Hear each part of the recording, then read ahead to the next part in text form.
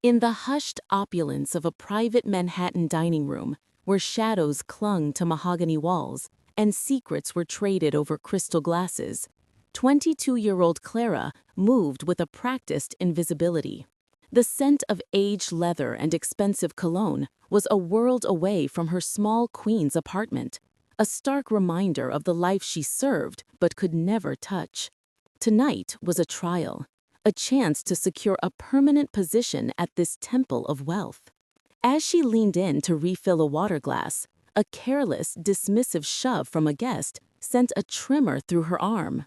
Time seemed to warp and slow as the deep crimson of a vintage Barolo arced through the air, landing in a devastating splash across the pristine white silk shirt of the man at the head of the table. The room fell into a deathly, suffocating silence. But what happened in that silence would change the course of her life forever. And if you watch until the very end, you will understand the impossible choice she had to make. Subscribe now and let us know in the comments where you're watching from as this story unfolds. Clara felt the blood drain from her face, her breath catching in her throat. She was a ghost in this world, a young woman defined by her quiet diligence and the constant, gnawing anxiety of unpaid bills. Her life was a carefully constructed fortress of dignity, built from small acts of honesty in a city that often rewarded the opposite. She carried the weight of her family's past, a quiet sorrow that had settled deep in her bones but had never extinguished the fierce, stubborn light of her integrity. In this room, surrounded by men whose suits cost more than her yearly rent, she was acutely aware of her otherness, her vulnerability a stark contrast to their casual, inherited power. The atmosphere, once a low hum of confident murmurs, was now a tangible, oppressive void. The only sounds were the distant, muffled clatter of the main dining hall and the frantic thumping of her own heart against her ribs. Golden light from a low-hanging chandelier pooled on the polished table, illuminating the spreading stain like a fresh wound. Before the incident, she had been meticulously aware of the room's sensory details: the heavy scent of cigars, the almost imperceptible chill in the air, the way the men's voices dropped to a near whisper when discussing matters of consequence. Now, all of it converged into a single point of terror, focused entirely on her and the irreparable damage she had caused. Her solitude felt more profound than ever in that moment. It was a loneliness she had carried since childhood, a constant companion through long shifts and quiet nights spent staring at her ceiling, wondering if she would ever escape the cycle of just getting by. She saw the world with a clarity that was both a gift and a curse, recognizing the subtle cruelties and the profound injustices that governed the lives of people like her. The men at this table lived in a different reality, one where a ruined shirt was a minor inconvenience, not a catastrophe that could unravel a person's entire livelihood. Her sense of fairness, the moral compass that guided her every action, screamed at the imbalance of it all. The manager, a man whose approval she had worked tirelessly to earn, was already moving toward her, his face a mask of cold fury. His glare was a physical blow, promising immediate and unforgiving retribution. The guest who had pushed her was already crafting his defense, a sneer twisting his lips as he pointed an accusing finger. These were the forces that kept her trapped: the abuse of authority, the careless privilege, the constant threat of financial ruin. Every shift was a tightrope walk over a chasm of despair, and tonight she had finally lost her footing. The pressure was immense, a physical weight on her shoulders that threatened to crush her spirit entirely. Yet, even before the wine spilled, she had felt a strange current in the room, an undercurrent of tension that emanated from one man alone, Don Marcello Moretti. Throughout the dinner, he had remained a figure of absolute stillness, his silence more commanding than any spoken word. His eyes, dark and unreadable, had followed her movements not with the casual dismissal of the others, but with a focused, analytical intensity that was deeply unsettling. It was a gaze that seemed to see past the server's uniform and into the very core of her being. That silent observation was the first omen, a subtle shift in the atmosphere that warned her this night was unlike any other. The rattling groan of the Q60 bus was the morning's first assault, a metal beast swallowing her whole and spitting her out at the foot of the Queensboro Bridge. Clara clutched the strap of her worn tote bag, the crisp folded lines of her uniform, a secret weight within. Outside the smudged window, Queens bled into Manhattan, the familiar brick facades giving way to towering monuments of glass and steel. She was a commuter between worlds, a ghost who crossed the river each day only to become more invisible. Her reflection in the glass was a pale, determined face, eyes holding a weariness that went far beyond her years. This daily journey was a pilgrimage of survival, each stop a reminder of the distance between the life she lived and the one she served, a chasm she had to cross without falling. Her apartment was a sanctuary of solitude, a small, clean space where every object had its place and its history. The worn armchair by the window had been her father's, its fabric still holding the faint, ghost-like scent of his pipe tobacco. On the small kitchen table, a stack of envelopes sat like a silent accusation: medical bills for her mother's failing health, a past-due notice for the rent, a final warning from the student loan company. These were the paper chains that bound her. She moved through the room with a quiet grace, her actions imbued with a dignity that defied her circumstances. This was her fortress against the city's indifference, a place where she could breathe and dream, even if those dreams felt as fragile as the thin, old glass in her window panes. The phone call was a ritual of love and burden. Her mother's voice, thin and laced with anxiety, traveled through the line from a small town upstate. "Are you eating enough, Clara? That city, it chews people up." Every word was a delicate tapestry of concern and unspoken fear, a reminder of the sacrifices that had been made and the debts that remained. Clara offered reassurances she didn't feel, her own voice a carefully constructed shield of calm. She was the anchor, the one who had to be strong. Hanging up, the weight of that responsibility settled back onto her shoulders, heavier than before. She was not just working for herself, she was holding her family's fragile world together with her bare, tired hands, one exhausting shift at a time. At the restaurant, before the hushed exclusivity of the private rooms, the main dining floor was a controlled storm. The air was a cacophony of clattering plates, sharp commands from the kitchen, and the false, honeyed tones reserved for wealthy patrons. Her uniform, a simple black dress with a stark white apron, felt like a costume of subservience, erasing her identity and replacing it with a function.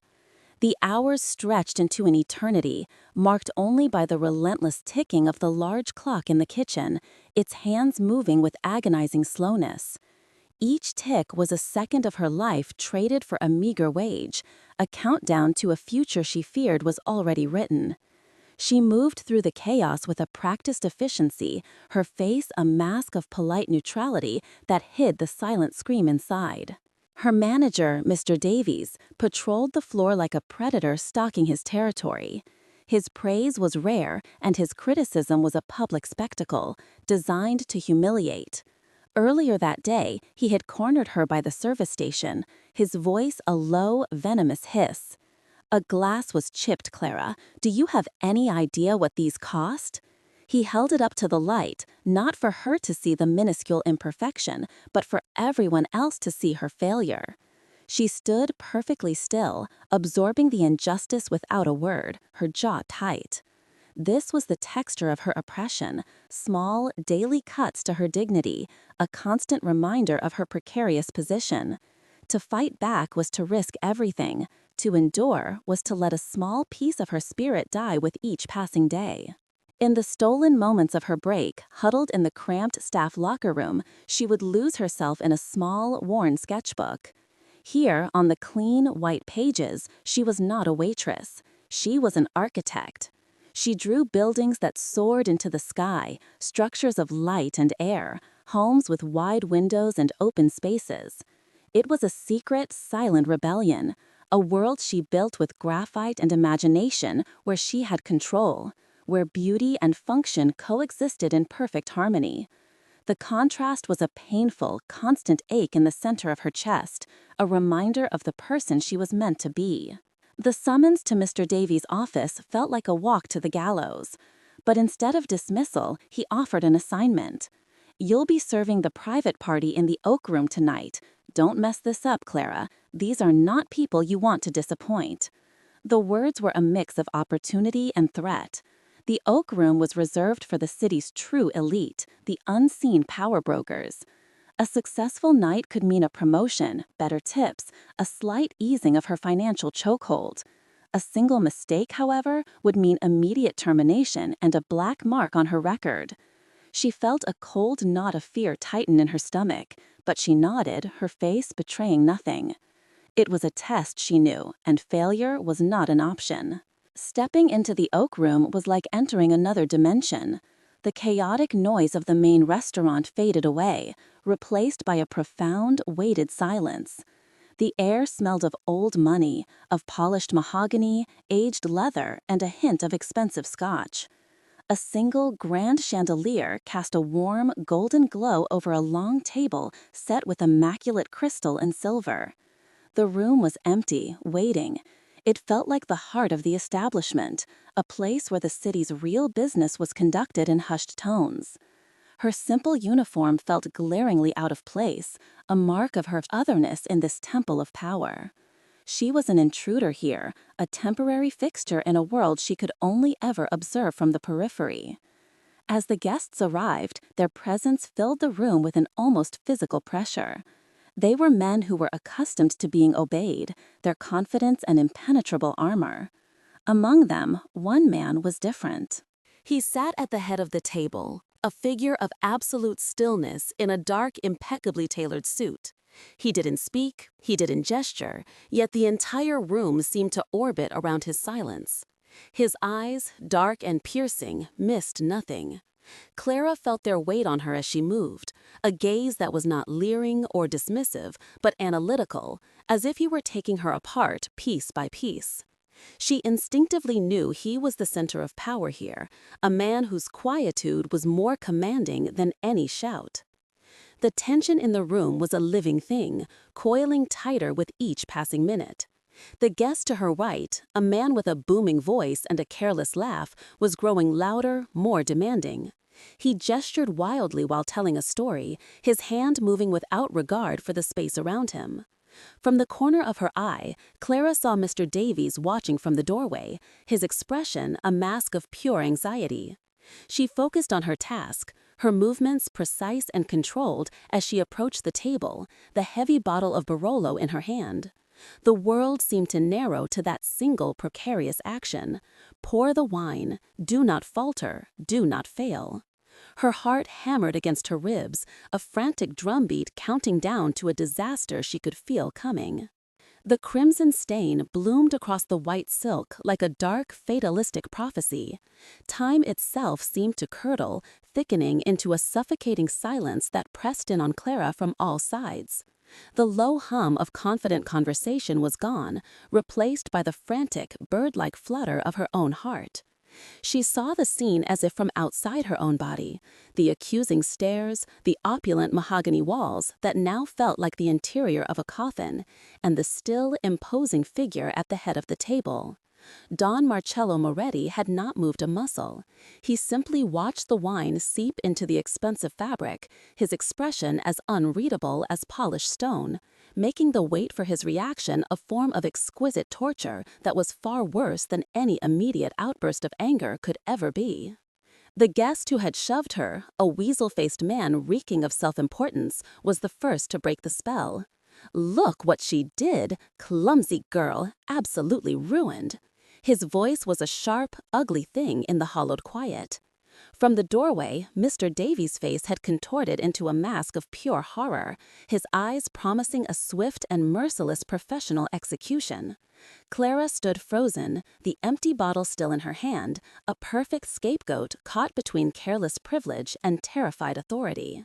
She braced herself for the inevitable end of her job, for the cascade of failures that would follow, all of it hinging on the judgment of the man who still had not spoken a single word, whose silence held more power than any threat. Then a single, steady hand rose from the table. It was not a gesture of anger or dismissal, but one of absolute command. The accusing guest fell silent instantly, his mouth snapping shut. Mr. Davies froze mid-step. Every man in the room held his breath. Marcello Moretti's gesture had not been directed at anyone in particular, yet it had controlled everyone. The silence that followed was different. It was no longer an absence of sound, but an entity, heavy and absolute, dictated by his will alone. His power was not in what he did, but in what he could make others stop doing. In that moment, Clara understood that the rules of the world she knew had been suspended, replaced by a new, unspoken law that emanated from him. His eyes, dark and impossibly deep, finally lifted from the ruined shirt and settled on her face. It was not the cold, dismissive glare she expected. There was no anger, no annoyance, not even a flicker of pity. His gaze was an assessment, a quiet, analytical force that seemed to peel back the layers of her fear, searching for something deeper. He saw the tremor in her hands, the panicked beat of the pulse in her throat, but he also seemed to see the stubborn set of her jaw, the way she refused to look away or dissolve into tears. He was not looking at a clumsy waitress, he was looking at Clara, and for the first time all night she felt terrifyingly visible. With a slow, deliberate motion that drew every eye in the room, he began to unbutton the stained shirt. The act was intimate and strangely unnerving, a quiet ritual performed in the face of public disaster. Each button undone was a beat in the suffocating rhythm of the room, amplifying the tension to an unbearable degree. The other men watched, their expressions a mixture of fear and rapt attention, as if they were witnessing a sacred rite. Clara's breath hitched. She couldn't comprehend what was happening, why this man was disrobing at his own table, turning a moment of her humiliation into a spectacle of his own making, a quiet display of unpredictable power. He shrugged the shirt from his shoulders, letting it fall onto the back of his chair. The low, golden light of the chandelier fell across his torso, revealing a landscape of old, faded scars that crisscrossed his skin. They were not the fresh marks of a brawler, but the silvered, well-worn lines of old wars, a testament to a life carved out by violence and survival. A long, thin scar ran parallel to his heart, a pale ghost against his olive skin. The sight was shocking, a glimpse of the brutal truth hidden beneath the impeccable tailoring and silent authority. It was a map of the man himself, a story of pain that he wore with the same quiet dignity as his expensive suit. His gaze never left hers. He saw her eyes widen, not in revulsion, but in a kind of stunned, involuntary empathy. In that moment, he recognized something in her that resonated with the deepest, most guarded part of himself. An unflinching integrity, a quiet defiance in the face of injustice. She had not tried to make excuses or shift the blame.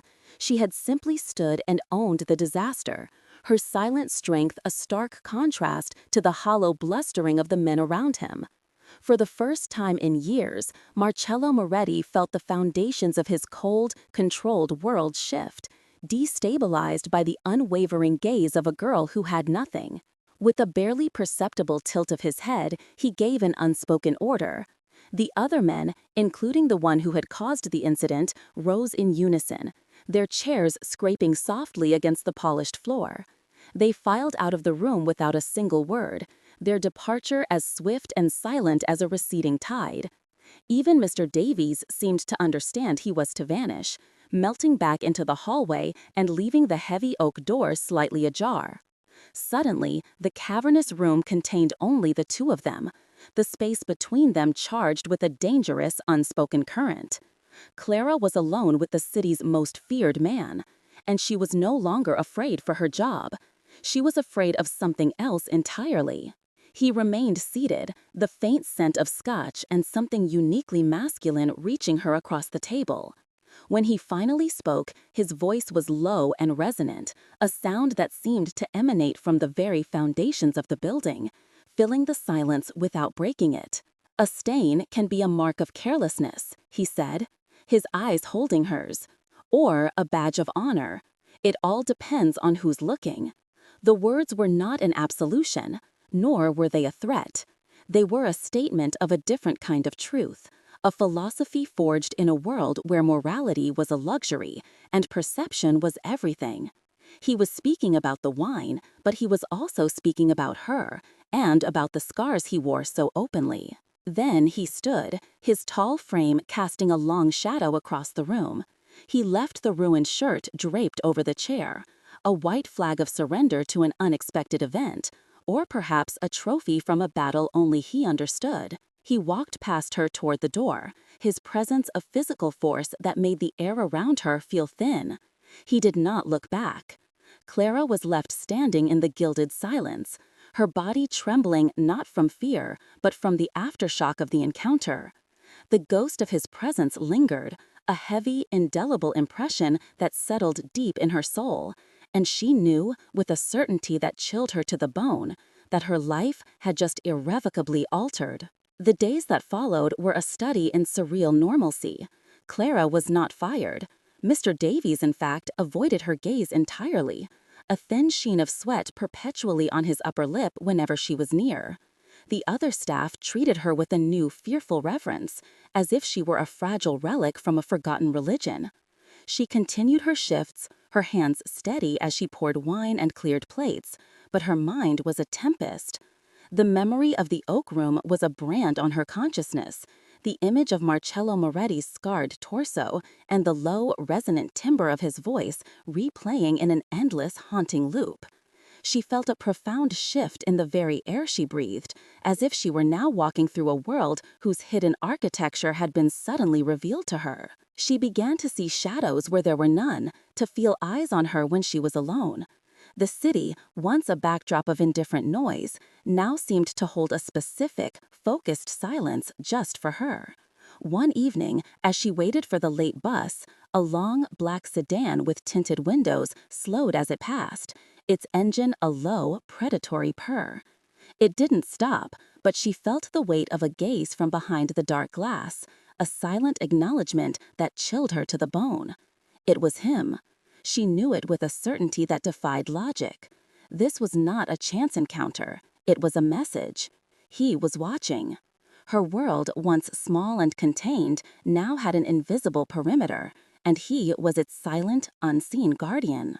Her attempts to reclaim her old life, to sink back into the comfortable anonymity of her routine, were futile. The fear she felt was a new and complex thing. No longer the simple anxiety of poverty, but a deeper, more existential dread. It was the fear of being seen, of being known by a man whose world was built on secrets and violence. Yet, beneath the terror, a strange and unwelcome current of fascination began to stir. He had not punished her. He had, in a way, defended her. He had seen her humiliation and responded not with anger, but with a quiet, unsettling act of solidarity. She found herself fighting a dangerous curiosity about the man behind the scars, a man who commanded absolute power with absolute stillness. A week later, the encounter became undeniable. She was seeking refuge from a sudden downpour under the awning of a closed bookstore in Soho, miles from the restaurant, when the same black sedan pulled silently to the curb.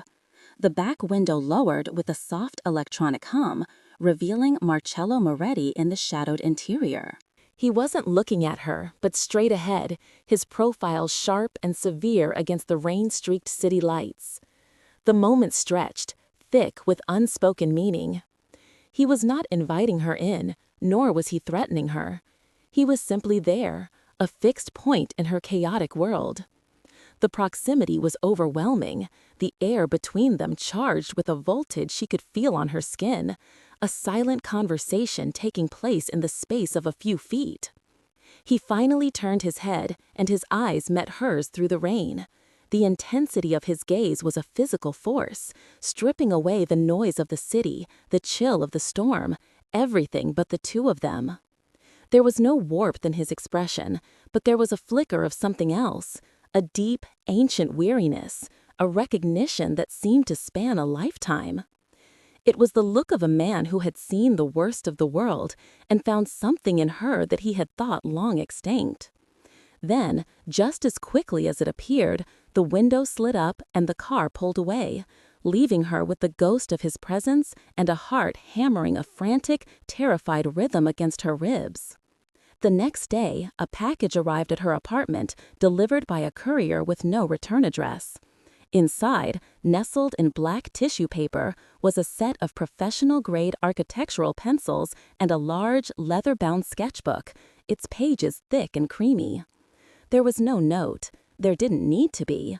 It was a gesture of impossible intimacy, a sign that he knew her secret dream, the one she kept hidden from the world. The gift was both a kindness and a violation, a reminder that his reach was long and his knowledge of her was growing.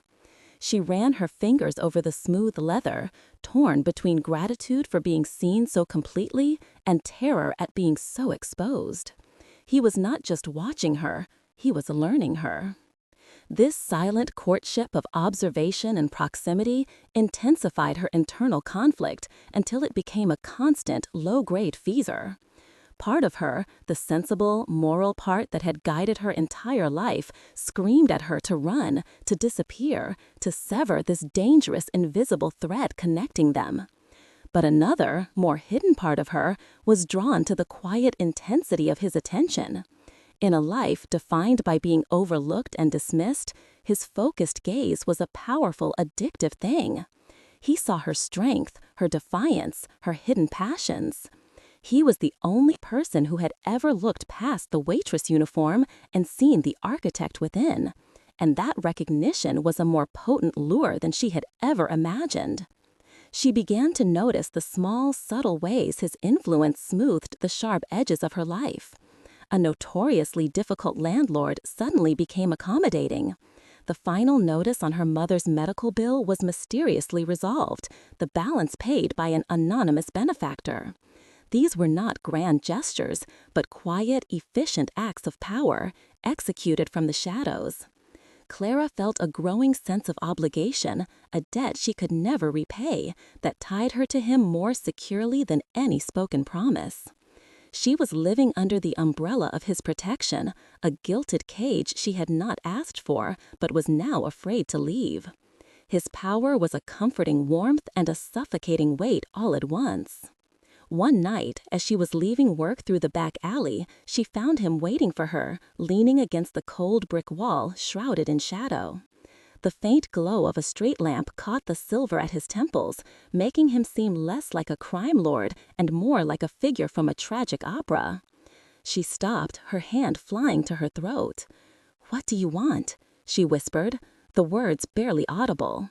He didn't move closer, respecting the space between them. "I wanted to see if you were safe," he said, his voice the same low rumble she remembered. It was a simple statement, yet it held a world of complexity. He was the source of a new danger in her life, and yet he presented himself as her protector from it. The contradiction was dizzying. She stood there, the smell of garbage and rain in the air, caught in the gravity of his presence. His stillness was unnerving, a stark contrast to the frantic beating of her own heart. She saw the exhaustion etched in the lines around his eyes, the immense burden of the world he carried on his shoulders. For a fleeting moment, the fearsome dawn disappeared, and she saw only a man, one marked by a profound and inescapable loneliness that mirrored her own. An invisible cord of empathy stretched between them in the damp, dark alley, a fragile connection that was both terrifying and undeniably real. The longer she stood there, the more the lines between fear and fascination blurred. He took a small step forward, and she flinched, an involuntary reaction that caused a flicker of something unreadable, regret, perhaps, to cross his face. He stopped immediately. "I never intended to frighten you, Clara," he said, and the sound of her name on his lips was both a shock and a strange comfort. It was the first time he had said it, and it made their connection terrifyingly concrete. He knew her name, he knew her dreams, he knew her fears. The power imbalance was a chasm between them, yet in his eyes she saw not a desire to conquer, but a desperate, unfamiliar yearning for something she possessed, a moral clarity, an untainted goodness he had lost long ago. She found her voice, a thread of its usual strength returning. "People like you don't exist in my world," she said, the statement a plea for him to remain a phantom, a story, and not this solid, breathing reality in front of her. He allowed a small, sad smile to touch his lips. "Perhaps it is people like you who no longer exist in mine," he replied, the words heavy with a melancholy that resonated deep within her. He was acknowledging the gulf between them, the impossible divide that made any real connection a form of mutual destruction. He was the darkness, and she was the light he was inexplicably drawn to, even if he knew his touch would extinguish it. He pushed himself off the wall, his movements fluid and deliberate. As he passed her, his hand brushed against hers. It was not a caress, not a claim, but a fleeting, accidental contact of skin on skin. The touch was electric, a jolt of warmth that shot up her arm and straight to her core, leaving a trail of fire in its wake. It was over in a second, but the sensation lingered, a phantom heat that branded her. She watched him walk to the end of the alley and disappear into the waiting sedan without a backward glance, leaving her trembling in the sudden, profound silence, her world once again tilted on its axis. The following week, the restaurant hosted a private dinner for a city councilman known for his tough-on-crime rhetoric. Clara was assigned to the room, a cruel twist of fate she couldn't refuse. Through the slightly ajar service door, she saw Marcelo meeting with the politician in the hallway. Their voices were low, but the tone was unmistakable. Marcelo was not asking, he was instructing. He handed the councilman a thick manila envelope, his movements calm and assured, while the politician's face was pale with a mixture of greed and fear.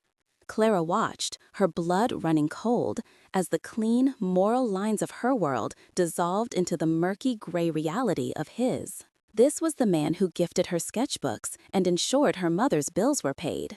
This was the source of her protection. She saw with sickening clarity that his kindness was funded by corruption, his safety built on the fear of other men. The silent protector of the alley was also the puppet master in the marble hall. The realization was a physical blow, making it hard to breathe. Her fascination curdled into a more profound fear, not just for her safety, but for her soul. To accept his protection was to be complicit in his world, to let his darkness stain her own moral canvas. The dilemma was no longer abstract. It was a living, breathing monster standing just a few feet away. Later that evening, as she cleared plates, the councilman, emboldened by champagne, cornered her near the service station, his hand clamping down on her arm. "You're a pretty thing," he slurred, his breath hot and sour. "The Don has good taste." Before Clara could react, Mr. Davies was there, his face a mask of panic. "Sir, please," he began, but the councilman shoved him back. "Stay out of this." Clara's heart seized with a familiar, helpless terror. The world shrank to the man's leering face and the painful grip on her arm, a grim reminder that one form of predatory power was simply being replaced by another, far more dangerous one. Suddenly, a figure detached itself from the shadows near the entrance. It was one of Marcelo's men, the one who always drove the car, his face impassive but his eyes as hard as granite. He didn't say a word. He simply stood there, his presence a monolith of unspoken threat.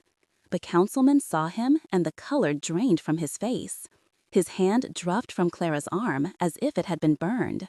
He stammered an apology and retreated back to the table, visibly shaken. The silent enforcer gave Clara a single, brief nod before melting back into the shadows. She was safe. She had been protected. And in that moment, she had never felt more trapped in her entire life. The air in the restaurant remained thick with the ghost of the confrontation, a static charge that clung to the velvet curtains and crystal glasses. Clara tried to force her hands to be steady, her movements fluid, but a fine, uncontrollable tremor had taken root deep in her muscles. She was a marked woman now, no longer invisible. The councilman, back at his table, watched her with venomous eyes, his public humiliation curdling into a dangerous, focused rage. He had been put in his place by a silent enforcer, and his wounded pride was seeking a softer target. Clara could feel the weight of his stare like a physical pressure, a promise of retribution that would not be denied. She continued to work, but she was no longer serving dinner. She was walking through a minefield, waiting for the inevitable explosion. It came with the sharp, ugly scrape of a chair being pushed back. The councilman rose to his feet, his face flushed with wine and fury. "Manager," he bellowed, his voice slicing through the expensive quiet. "And I believe," he added, his voice dropping to a conspiratorial, venomous tone meant for the entire room to hear, "that my wallet is missing." The accusation hung in the air, a perfectly crafted piece of cruelty designed not just to have her fired, but to utterly destroy her. Mr. Davies scurried forward, his face ashen. All eyes turned to Clara, who stood frozen by a service stand, suddenly the center of a drama she had no role in writing, the perfect scapegoat for a powerful man's shame. Every survival instinct she had honed over a lifetime of hardship screamed at her to apologize, to plead, to shrink into nothingness until the storm passed. This was how her world worked. The powerless absorbed the sins of the powerful and were grateful for the opportunity. But as she looked at the councilman's smug, triumphant face, something else rose within her. It was the memory of a scarred torso, of a low voice speaking of honor, of a gift of pencils that acknowledged a dream she had never spoken aloud. For the first time, someone had seen her worth, and that knowledge had planted a seed of defiance in the barren soil of her fear. She would not let this man trample it into dust. She straightened her spine, a small, almost imperceptible movement that felt like a declaration of war. Her gaze met the councilman's, not with fear, but with a cold, clear stillness. "I have done nothing, sir," she said, her voice barely above a whisper, but carrying the resonant clarity of a bell in the sudden, absolute silence. "And I have taken nothing." It was not a plea for mercy. It was a statement of truth, an assertion of her own integrity in a world that sought to strip it from her. She had broken the cardinal rule of her existence. She had spoken back. She had made herself a target.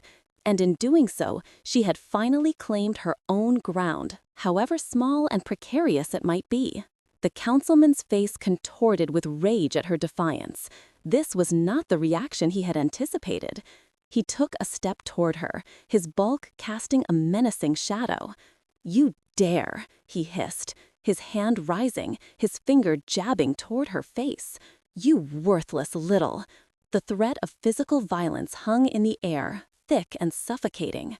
Clara braced herself, her heart hammering against her ribs, but she did not look away. She had drawn her line in the sand, and she would not retreat, even if it meant being consumed by the tide. The entire room seemed to hold its breath, a silent audience to a public execution of dignity, waiting for the final brutal blow to land. Then, a shadow detached itself from the far side of the room. It was Marcello. He moved not with haste, but with a terrifying, fluid grace, a predator whose every step was a calculated measure of intent. The hushed conversations died. Forks and knives paused midair. The entire world seemed to slow, its axis tilting to follow his silent, inexorable path across the floor. He was a figure of absolute power, leaving the safety of his dark corner and stepping into the light, and the very air grew thin with his approach. He was breaking his own first rule: never be the center of attention, never act in the open. For her, he was breaking it. He came to a stop, not in front of the councilman, but beside Clara, placing himself as a silent, immovable barrier between her and her accuser. His presence was a physical shield. He did not honor the politician with a glance. His dark, unreadable eyes were fixed solely on Clara, searching her face with an intensity that stripped away everything else in the room. Then, in a voice that was low but carried the finality of a judge's gavel, he spoke to the space where the councilman stood. "Your business here is concluded," he said. It was not a suggestion or a threat. It was a simple statement of fact, an erasure. Leave now. The councilman, utterly deflated, seemed to shrink before their eyes. He stammered, turned, and fled the restaurant, a powerful man reduced to a coward by 2 quiet sentences. The tension in the room did not break.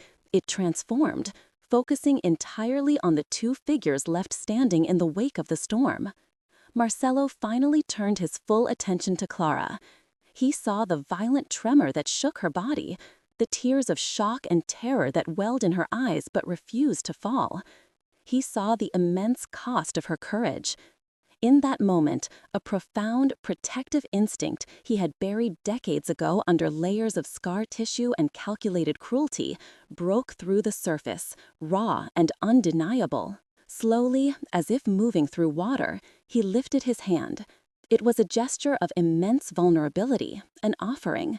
He gently placed his hand over hers where it clutched the edge of a silver tray, the metal cold against her skin. His touch was not possessive or romantic, it was an anchor. The warmth of his palm seeped into her, a steady, grounding heat that quieted the frantic beating of her heart and silencing the shaking in her bones. Through that single point of contact, a lifetime of unspoken truths seemed to pass between them, her fear and his guilt, her light and his darkness. A fragile, impossible connection forged in an act of mutual transgression. He held her gaze for an eternity that lasted only a few seconds, the world around them fading into a muted, distant blur. Then, with a reluctance that was almost imperceptible, he withdrew his hand. The phantom heat of his touch lingered on her skin, a permanent brand. They stood in the profound, echoing silence, no longer a crime boss and a waitress, but 2 people who had irrevocably crossed a line. Nothing had been said, but everything had been communicated. The rules of both their worlds had been shattered, and in the quiet wreckage, they were left alone together, bound by a dangerous, unspoken truth. The moment shattered, leaving behind a silence more profound and terrifying than the one that had preceded it. Marcelo Moretti did not look at her again. He turned, his back a rigid wall of dark wool, and walked out of the restaurant without a single backward glance. His departure pulled the life from the room, leaving a vacuum where air and sound used to be.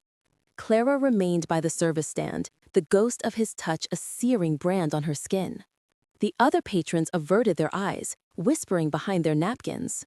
The staff moved around her with a wide, fearful berth, as if she were now radioactive, contaminated by the power and danger that had just publicly claimed her. She was no longer just a waitress, she was a liability, a mystery, a woman who had been shielded by the city's most feared man, and that protection was the most isolating cage of all. Miles away, in a penthouse office that overlooked the city like a hawk's nest, Marcelo poured himself a scotch, the amber liquid catching the low light. The ice cracked in the glass with a sound like splintering bone. He had broken every one of his own rules.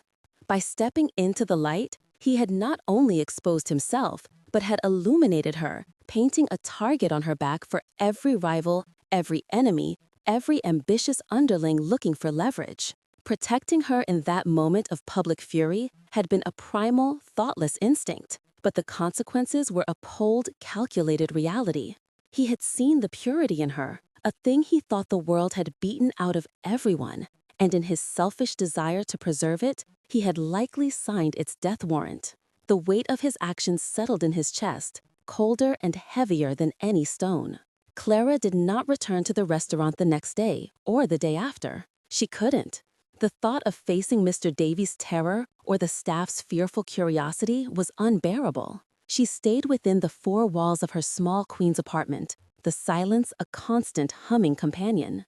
The black sedan no longer haunted the streets outside her building. The unnerving sensation of being watched was gone, replaced by a profound and aching void. His absence was a physical presence, a hollow space in the world that had, for a brief time, been filled with his dangerous, focused attention. She found herself staring out the window for hours, watching the rain fall, each drop a reminder of the storm that had passed through her life, leaving the landscape of her future barren and uncertain.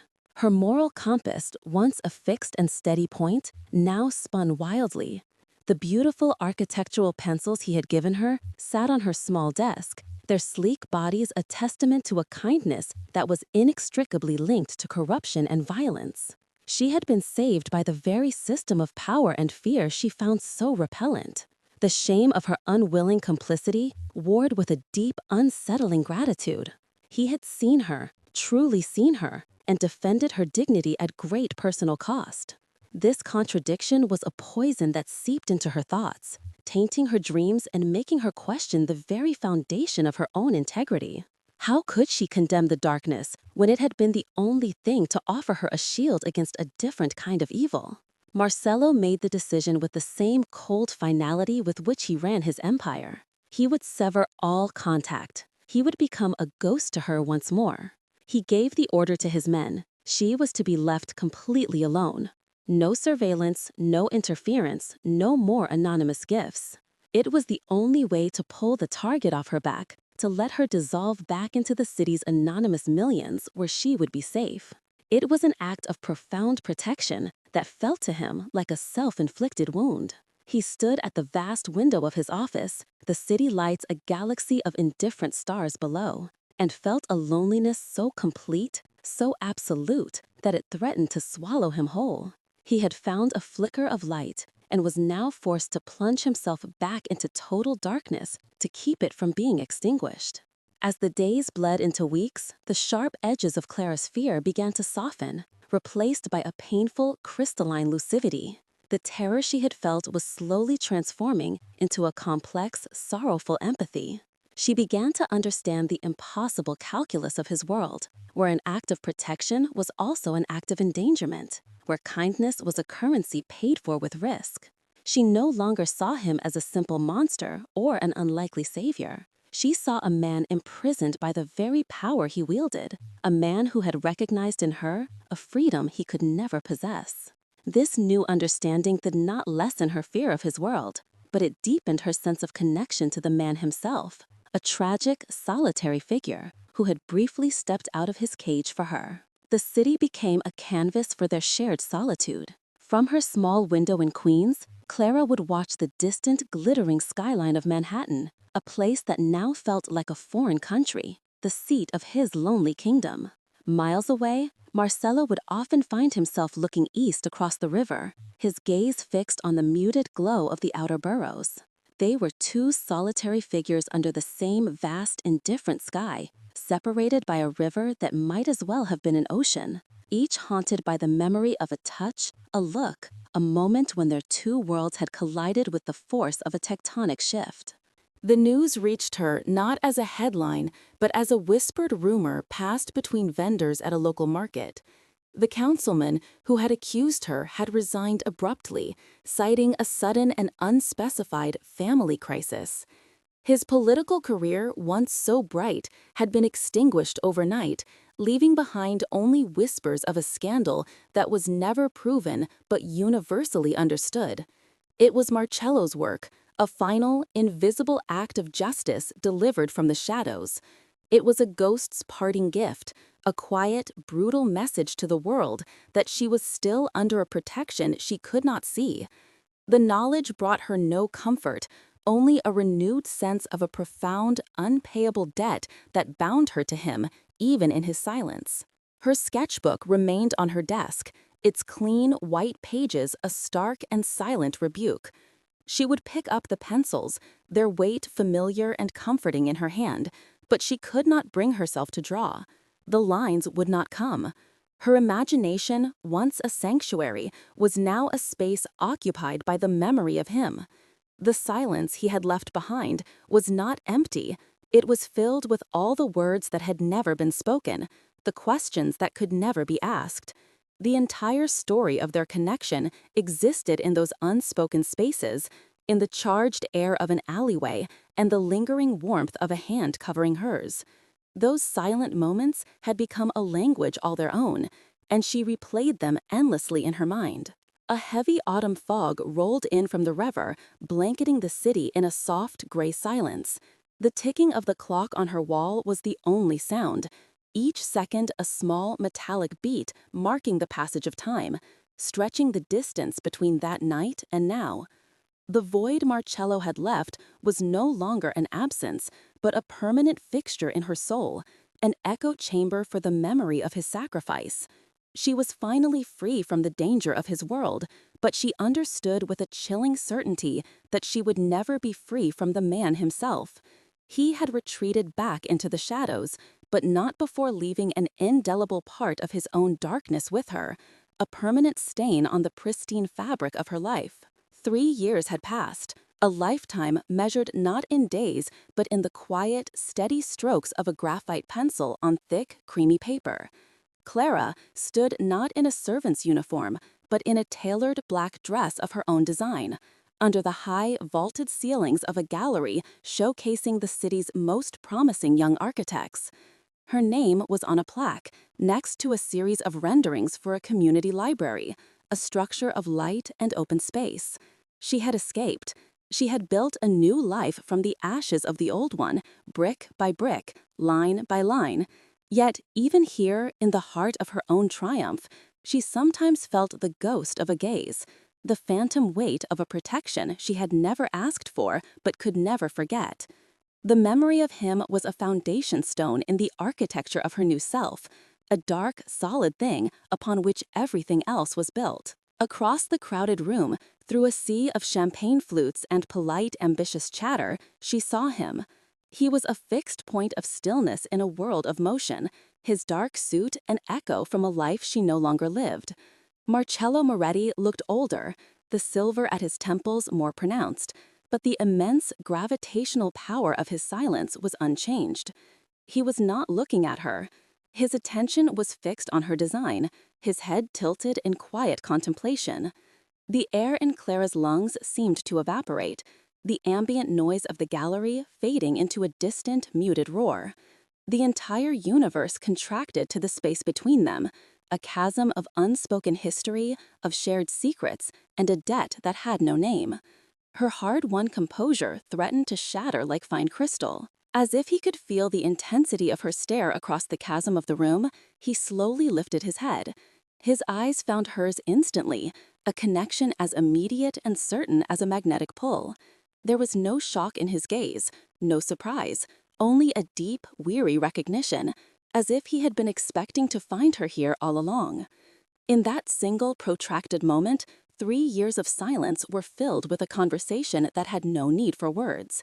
He saw the woman she had become, strong, successful, the architect of her own destiny, and she saw him, not as a monster or a savior, but as a man forever marked by his own choices, his own darkness, a man who had once stepped into the light for her and had been paying the price ever since. She noticed he was not alone. Standing beside him was a young girl, perhaps his niece, her hand tucked trustingly into his.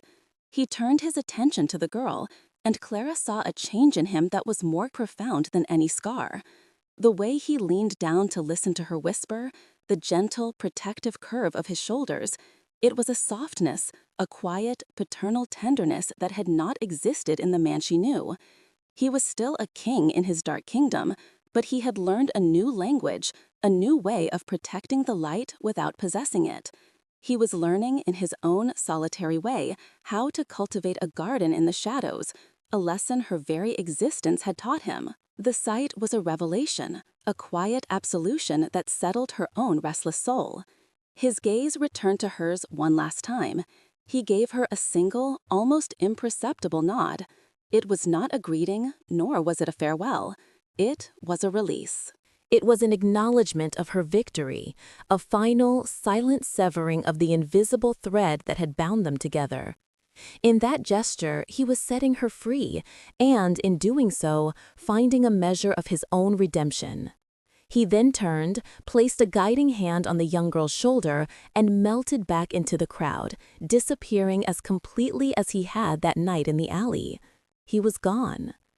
Clara felt a single hot tear slide down her cheek, a drop of salt water in an ocean of unspoken gratitude. The stain had finally been washed clean, leaving behind not a scar, but a memory of impossible grace. She remained standing, a ghost of a smile on her lips, the tear drying on her skin. He was a shadow who had given her the tools to build a world of light. In the vast, quiet spaces between what is right and what is necessary, she understood that some souls are not meant to walk the same path, but to cross just once, long enough to change each other's direction forever. If this story of a love that could never be spoken moved you, let us know by liking and sharing this video. Tell us in the comments what you believe true redemption looks like, and subscribe for more stories that dare to find humanity in the most unexpected of hearts.